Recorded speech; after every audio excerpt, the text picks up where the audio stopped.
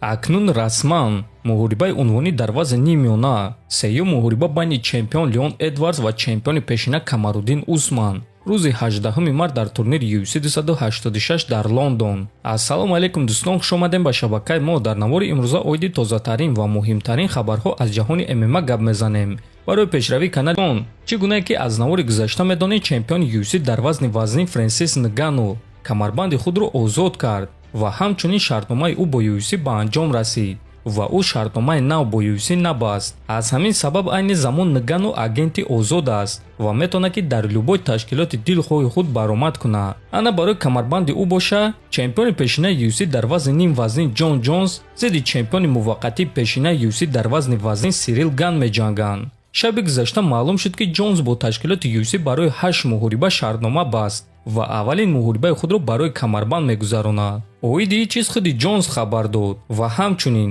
ӯ аз дигар чемпиони пешинаи UFC Генри Сехудо хоҳиш кард ки ӯро барои ин муҳориба омода кунад.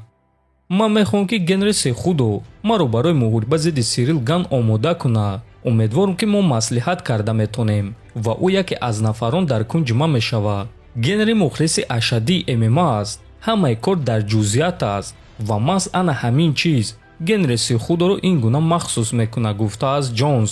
хотиррасон мекунем ки барои Ҷон Ҷонс ин аввалин муҳориба дар вазни вазнин мешавад ва боз ӯ баъди тақрибан 3 сол ба октагон бармегардад. ин муҳориба рӯзи 4 март дар турнири UFC 285 баргузор мегардад. айни замон дӯстон ҳамаи мутахассисот дар ин муҳориба ба ғалабаи Сирил Ган боварӣ доранд. худи шумо чӣ дӯстон? ба фикри шумо Ҷон Ҷонс ғолиб мешавад ё ин ки Сирил Ган? метавонем фикротонро нависен. мо боша мегзарем ба дигар хабар.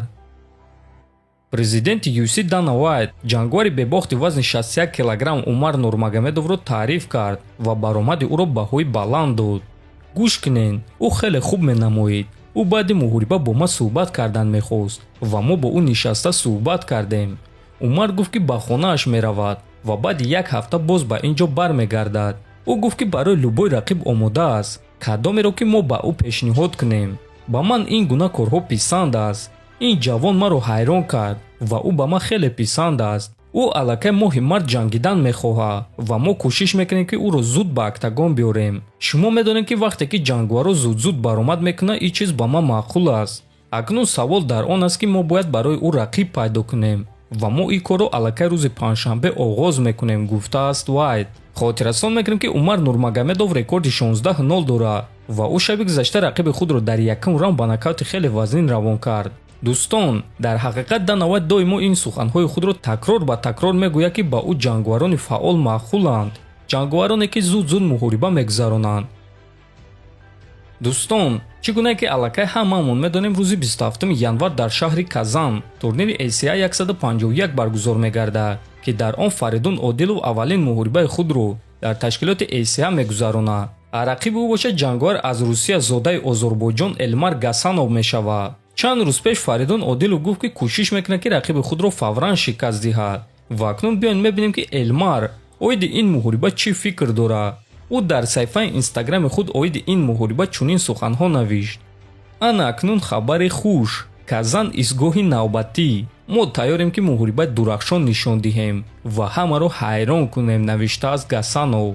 ва дӯстон, чӣ гуна ки фаҳмиден, Элмар ният дорад ки Фаридунро шикаст диҳад ва ҳамин гуна бо ғалабаи худ ҳамаро дар ҳайрат монад. аммо ӯ ин корро карда метавонад ё не, мо танҳо рӯзи муҳориба мефаҳмем.